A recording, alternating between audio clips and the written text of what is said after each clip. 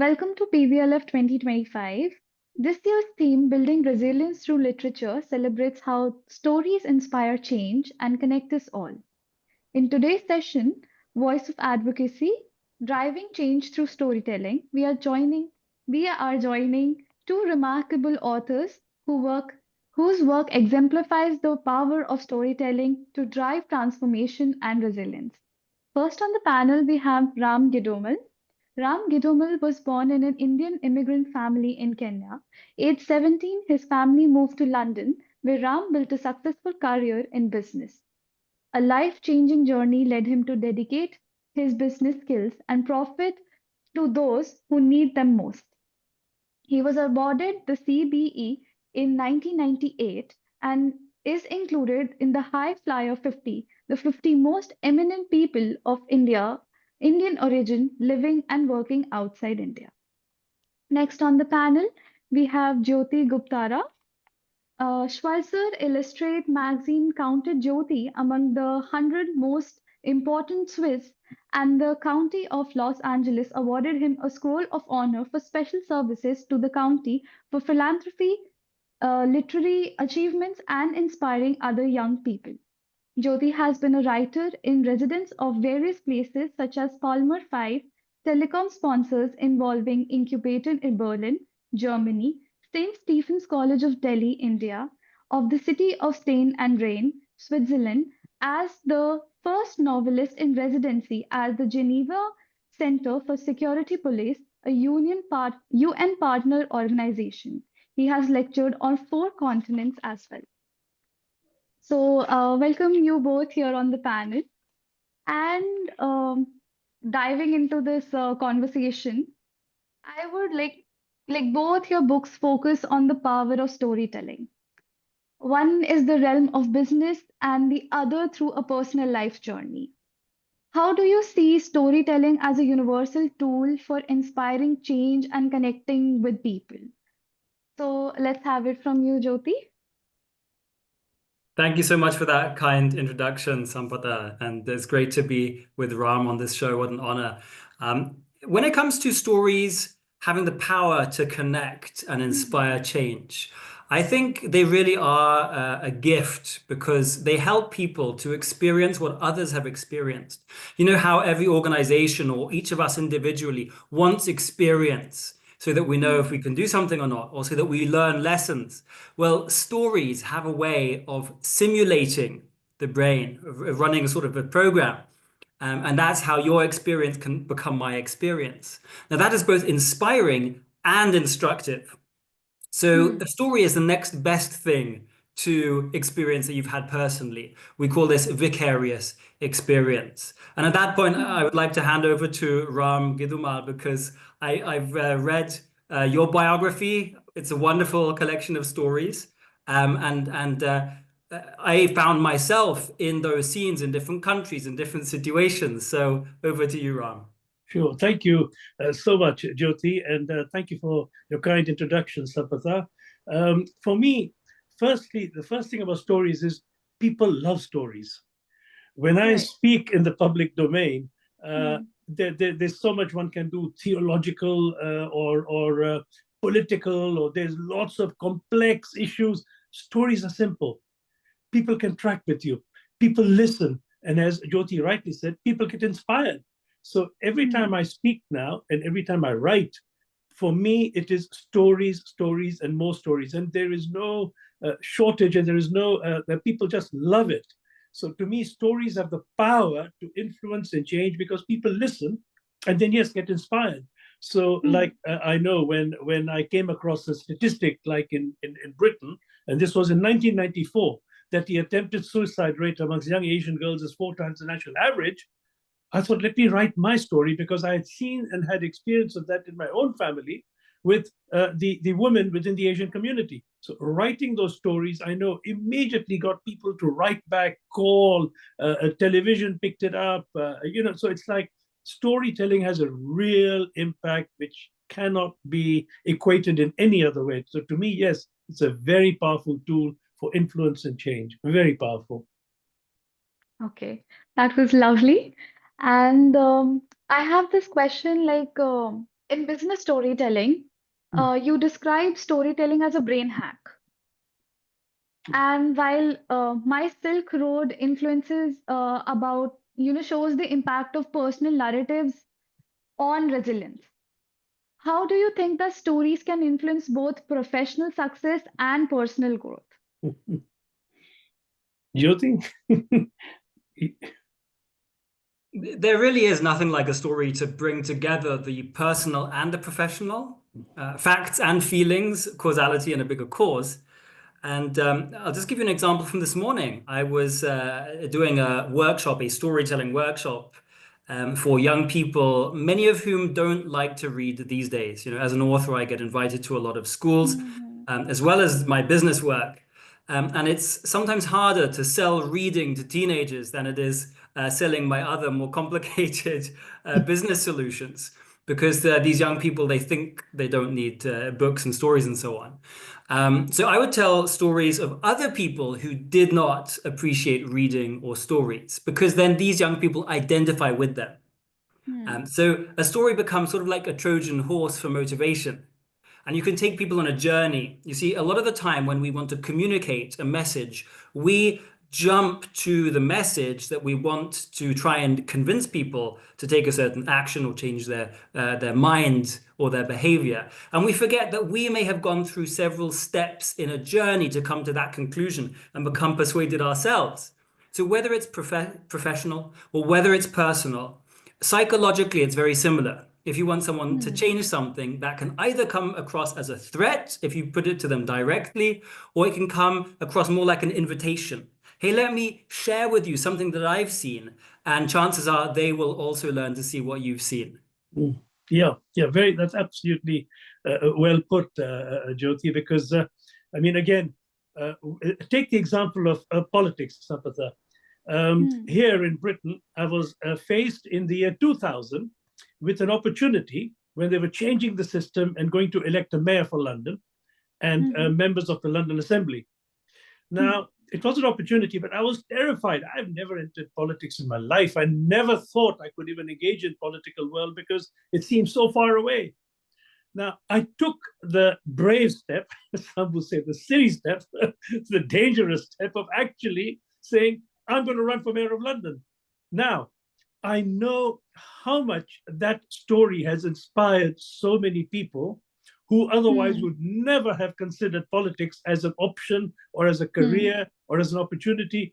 Now we have a mayor in London. He was running at the same time as me in 2025 with the Labour Party. To me, it didn't matter. I was excited that members of a marginalized, whatever you call it, minority community were prepared to engage in what they thought was a majority game. When they saw me doing it, and when they saw the results I got, 100,000 votes, saved my deposit. Now, that bit of the story and those facts immediately said to people, hey, he can do it, so can I. And what I'm excited about is we've got so many people from those communities today.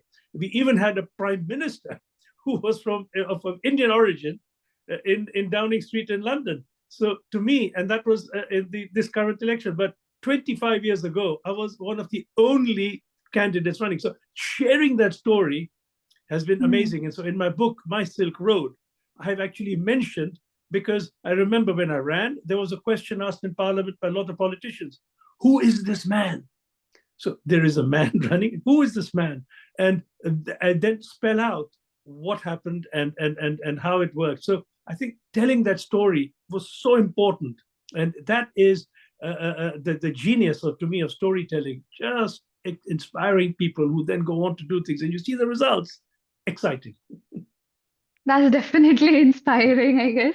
Like, I think a lot of people, would have dreams and would want to, try something new just because somebody stepped into a place where they couldn't, think of winning or think of achieving something. Yeah. Jyoti, your book emphasizes the neuroscience of storytelling, right? And Ram, your journey highlights human emotions and perseverance. How do emotions and logic interact to make storytelling impactful? Let's have it from you. From me, Ram? Yeah. Sure. How do they make it impactful? Emotions get to the heart. The intellect is the mind. We think that the distance between heart and mind is just 2 foot or whatever it is for whatever your height is. To me, emotion and heart and intellect, connecting the two can release a powerful force, because you've then got a mind that is fully engaged, but you've got emotions of people that get engaged.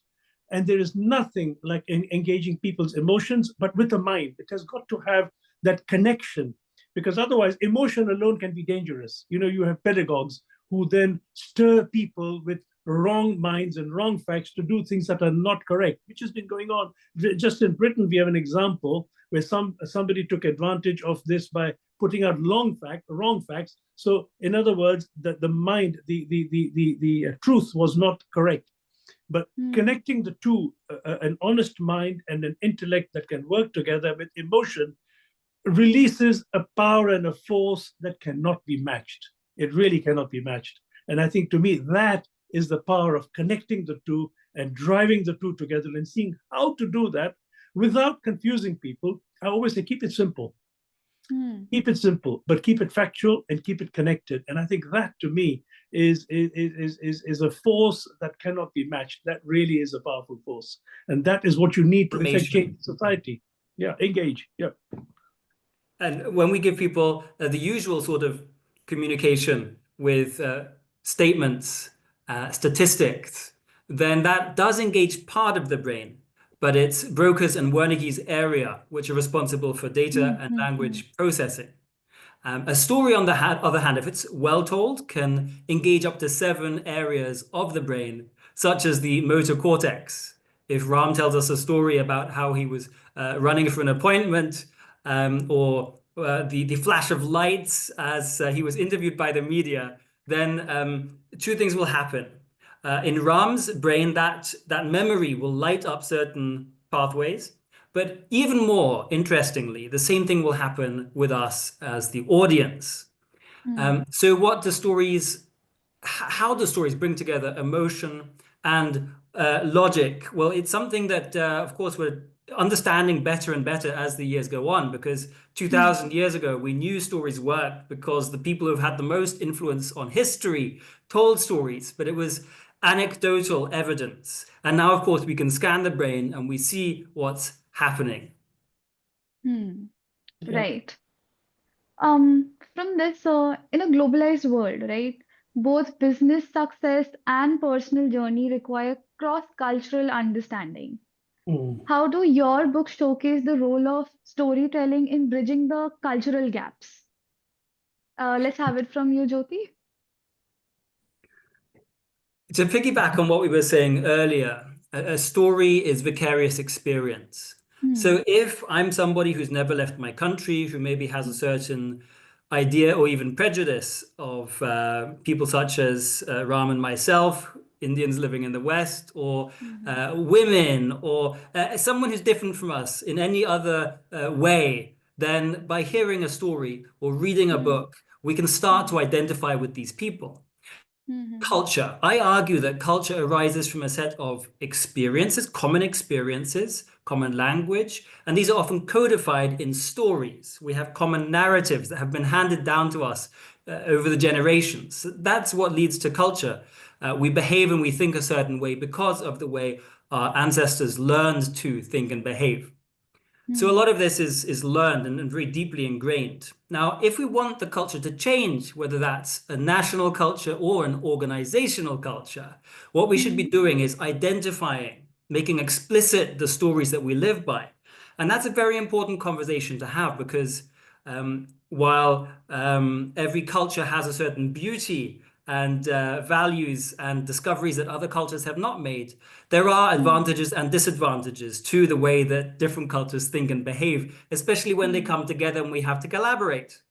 So step number 1, I would say, is let's actually recognize the stories that we're living by, the assumptions that may have been unspoken, and now we can have an open conversation about them. And then the other side can share their stories. And again, more passively. So we bring the 2 together, just like your last great question was about emotion and logic. In the same way, we can sort of analyze our cultural differences, but not in a cold analytical way, but really in a way of trying to understand experientially. Yeah. Yeah, That's a lovely way to put it, I guess. Yeah. Very, very helpful. I mean, and for me, just Yeah. to build on what Jyoti has shared, one of the things I've learned is people very often don't even understand cultural differences. Or, like, for example, to give you an example, people put South Indians from a Tamil background, and this is in Britain, in the same category as people from North India, saying they're all Indian. Now, do they understand what culture really is and how different it is?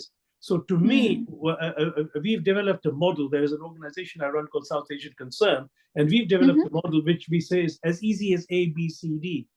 A is for awareness of cross-cultural differences. It's so important as we travel globally. Every country is different, every culture is different. Are we aware of that?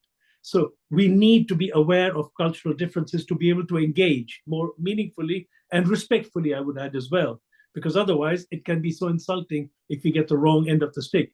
And then it's bridge building. So now we know the cultural differences. How do we build bridges? To me, building bridges across cultures is part of our experience of traveling and going wherever we go and finding ways to build those bridges. So there's awareness, there's building bridges, and then there's crossing the cultural divide. Once we've got that, how do we now cross it? People here get so afraid, when they see, for example, I know somebody who's Sikh with a turban, they get afraid to ask the question. The question is very simple. Why do you wear a turban? And the answer is very simple. This is because A, B, C, D. Once they understand, you cross the cultural divide. You say, oh, my fear of the other is gone. And then, of course, my D says, do something, therefore. Don't just say, oh, the world is too difficult to understand. Go ahead, develop your relationships and start moving. So to me, as you said, global cultures, do we understand? Are we aware?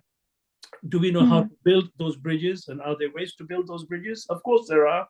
And how do we then take the step to cross the cultural divide? And that, to me, is a part of the whole equation of, in response to your question, in a different way to Jyoti, but building on what he's just shared.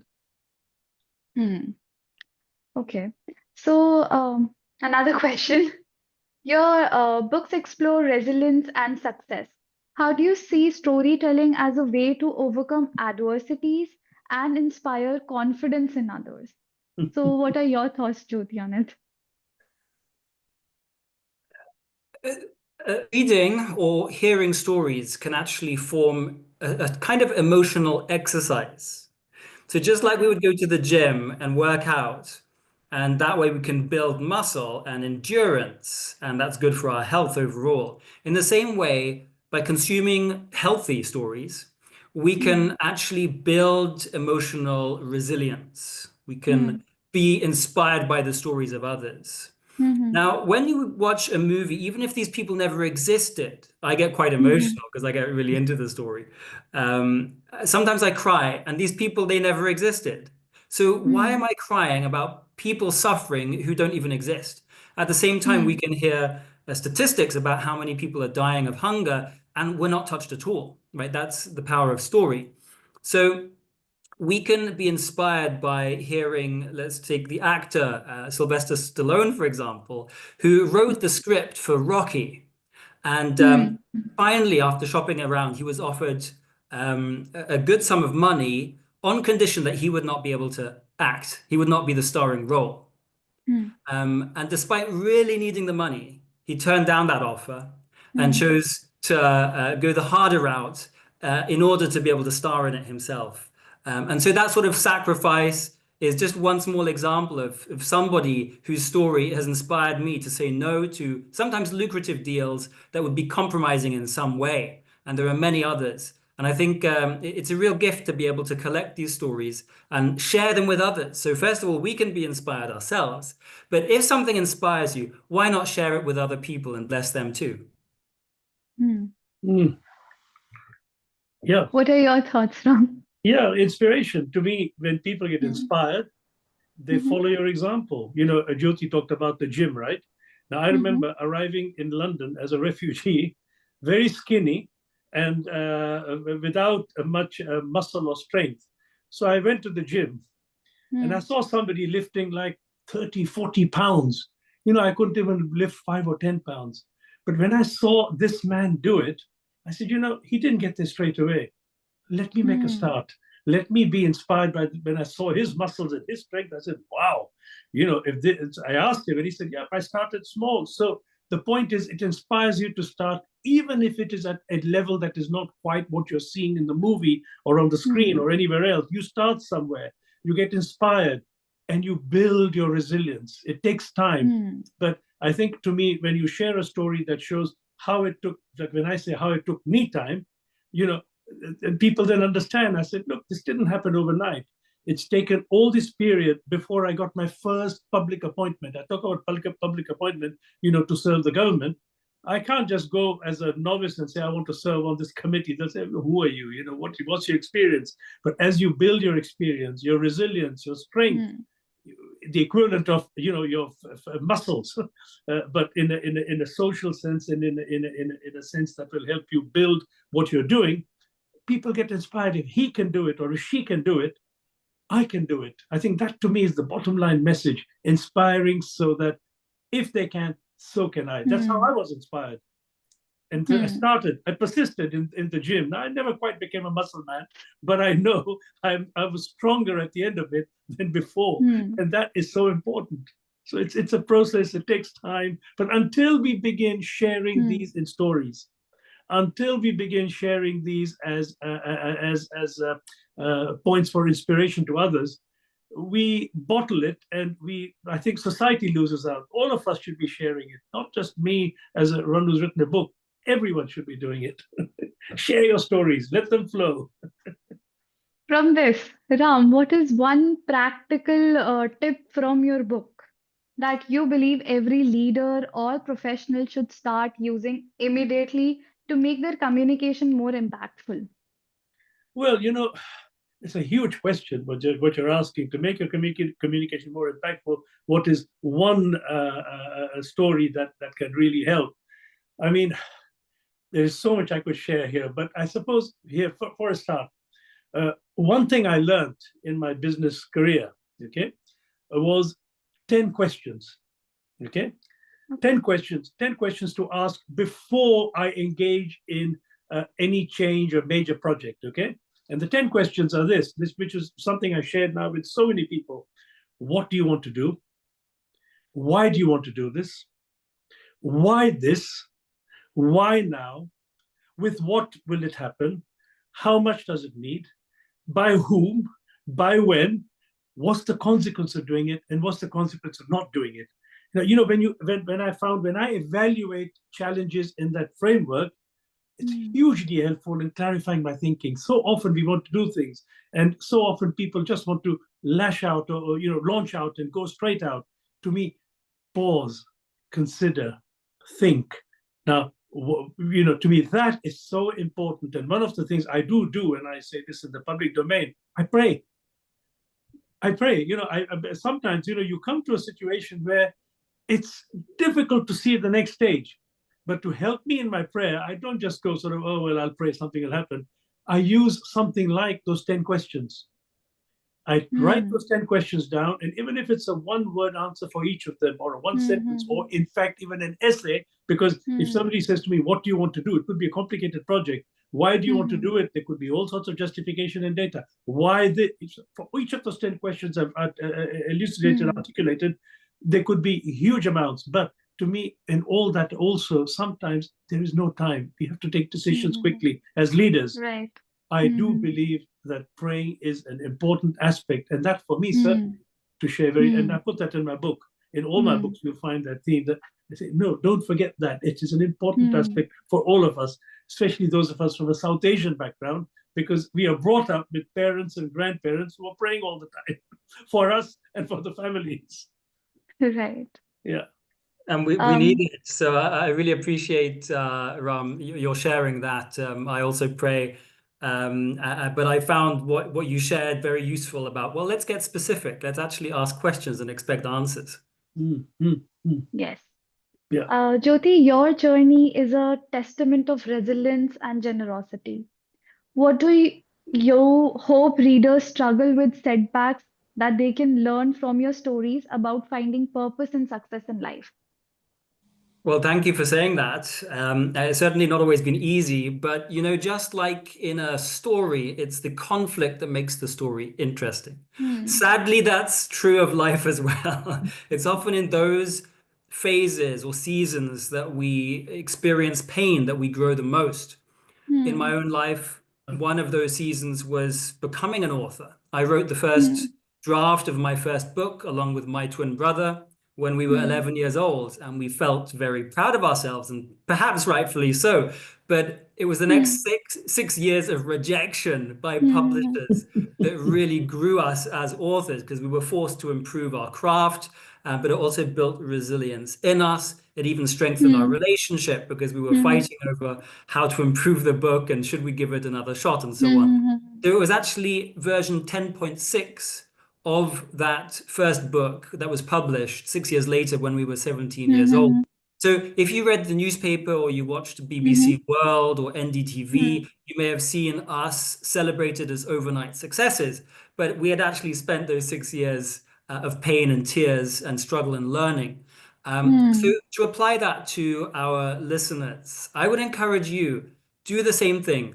Write down those times in your life that have been difficult, that have been painful, and how did you grow? Because nobody wants to hear how Hmm. you are the best and you always make the right decisions, because that's not the way Right. we feel. Mm. So people will Hmm. empathize with you, they will feel more positively about you, but you'll also be able to encourage other people. And in doing so, you will encourage yourself because you'll realize how you've grown. I could also talk about how even after I'd published 3 books at the age of Hmm. 21 and I was Hmm. considered even more of a success, I Hmm. certainly seem to have thought so.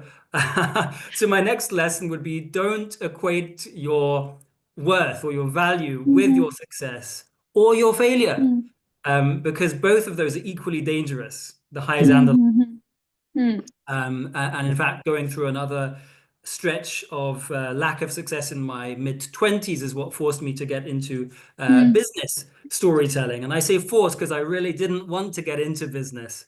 But then Hmm. in 2015, at the United Nations, like you mentioned in your kind introduction, I realized just how applicable everything that I'd learned as a speaker and as a novelist was to Hmm. executives and diplomats to make a difference in the real Hmm.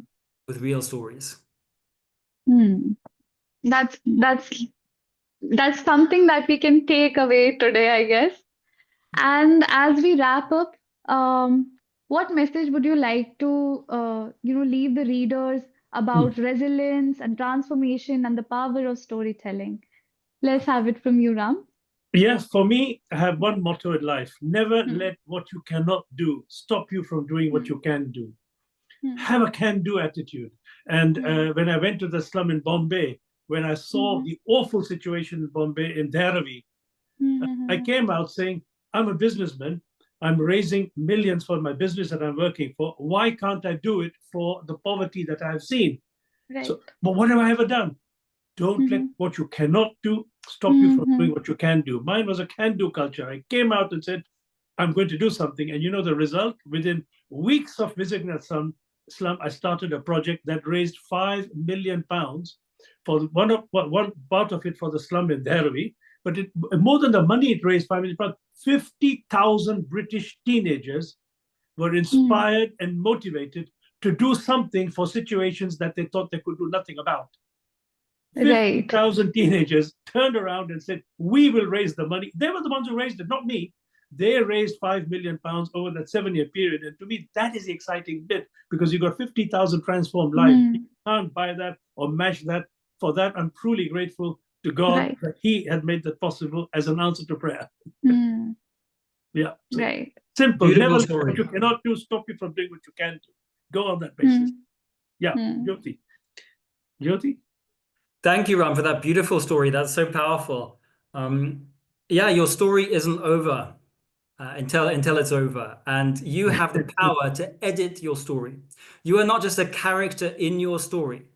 in storytelling, in good stories, that is, most of the time there's a certain structure, right? We can talk about the hero's journey and other forms and structures. But there's an interesting moment where the character goes from being passive and things are happening to the character and they feel like a victim, to the character standing up, dusting themselves off, looking in the mirror. Some people call this the mirror moment, and deciding, I have agency. I can make a difference. If I don't like the first half of the story, let me do something different.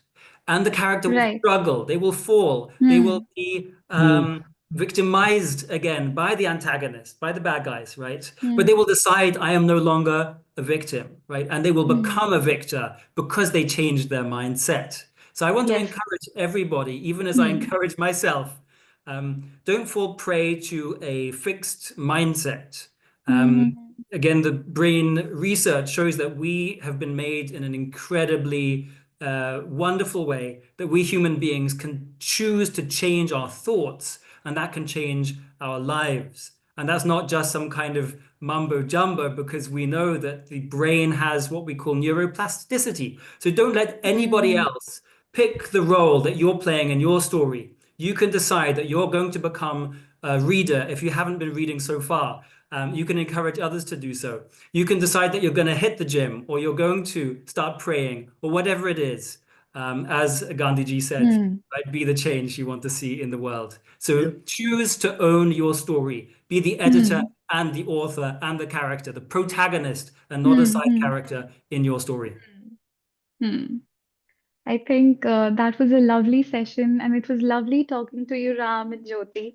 And thank you, Ram and Jyoti, for sharing your inspiring journey and insights, your thoughts on storytelling, the power to drive change, build resilience, and connecting cultures have been truly enlightening and inspiring. Thank you to our audience for joining the PVLF 2025 and celebrating the transformative power of stories. Thank you so much. Thanks for having us, Sampada. Thank you, Sampatha. Thank you for having us. Thank you. Indeed. Thank you. Bye-bye. Bye-bye.